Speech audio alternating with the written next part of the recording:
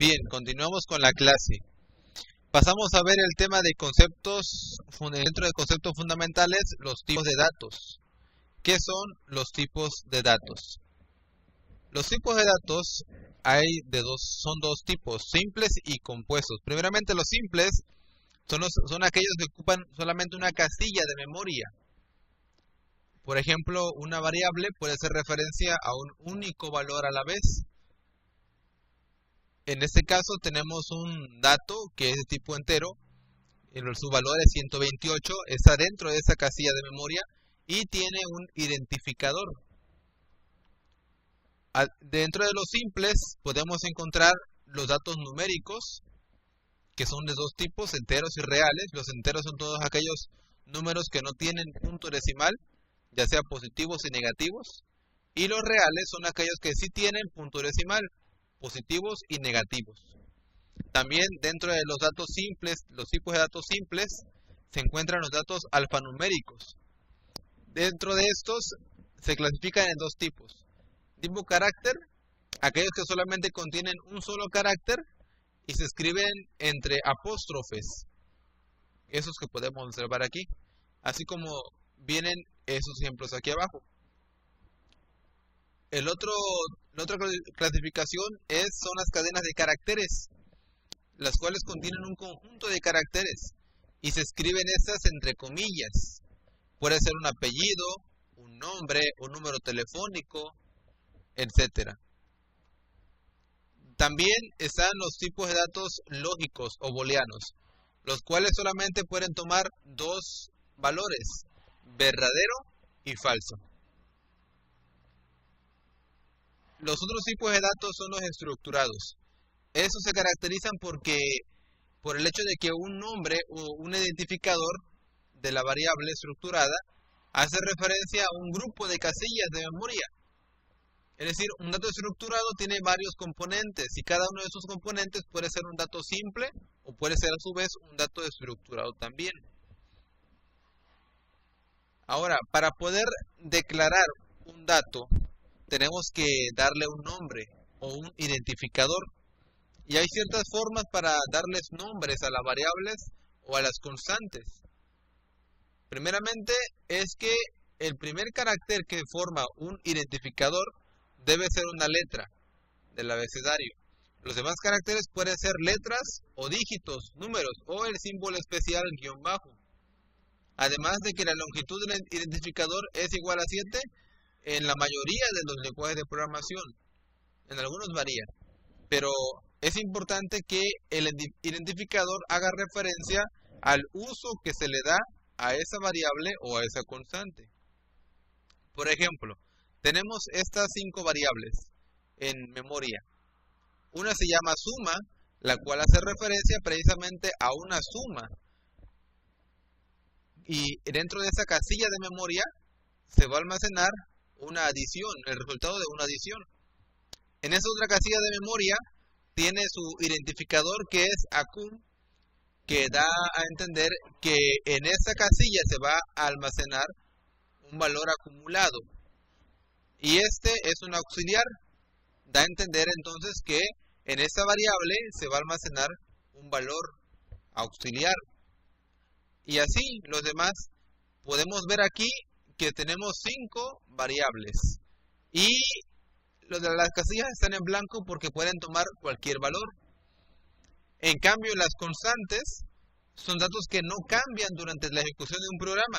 En memoria siempre valen lo mismo, así como estas constantes que tienen sus propios identificadores, y esos valores que tienen en casilla de memoria no van a cambiar en toda la ejecución del programa. Por eso se llaman constantes. Y las variables, en cambio, sí pueden cambiar durante la ejecución del programa. Y los nombres que tengan las variables, como decíamos, tienen que ser representativos de la función que cumplen en el programa. ¿Sí?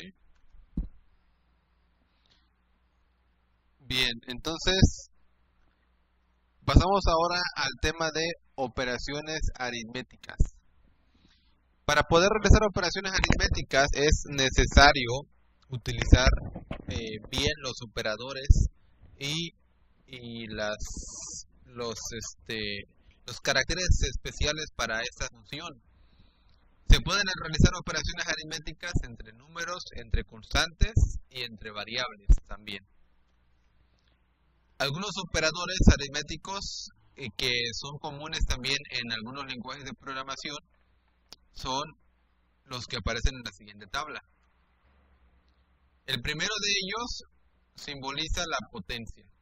Son dos asteriscos. En algunos lenguajes de programación es diferente.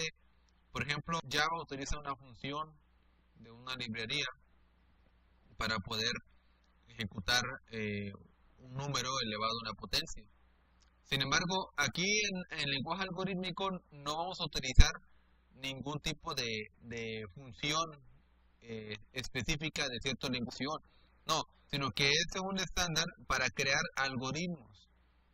Siempre utilizaremos para potencia dobles asteriscos. Entonces, para multiplicación el asterisco, para la división la diagonal, para la suma el símbolo de suma, resta igual, para módulo o el residuo la expresión mod, que simboliza el módulo de una operación, de una división, y la división entera con div. Y aquí están algunos ejemplos de cómo realizarlo. Eso no tiene gran complicación de comprender. Ahora, es importante que, al igual que en álgebra, utilicemos correctamente la jerarquía de los operadores. Por ejemplo, quien tiene más jerarquía es el símbolo de potencia, es la potencia. De ahí le viene la multiplicación, la división, el módulo, la división entera. Y al final, la suma y la resta.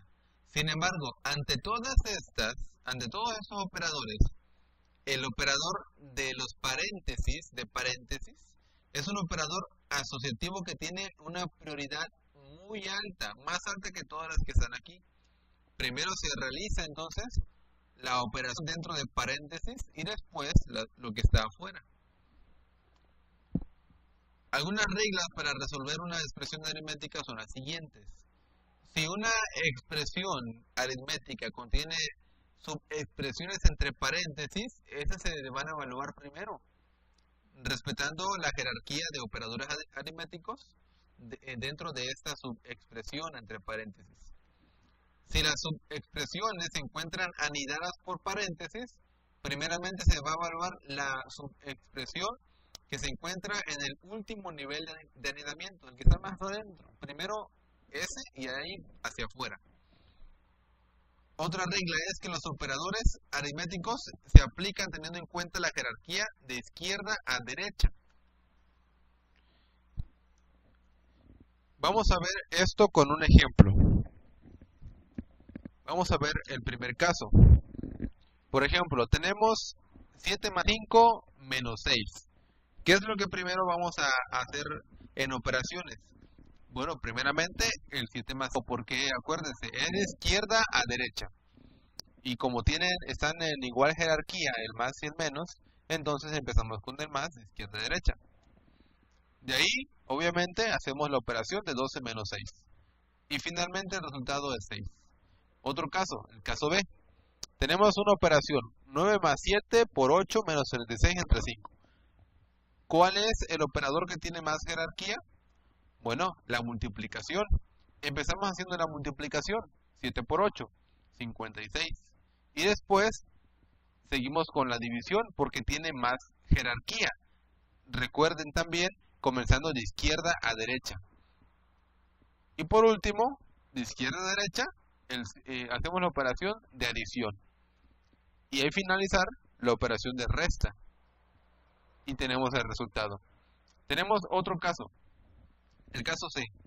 Pensemos en esta operación. Tenemos una operación de elevado a la potencia y tenemos una división entera.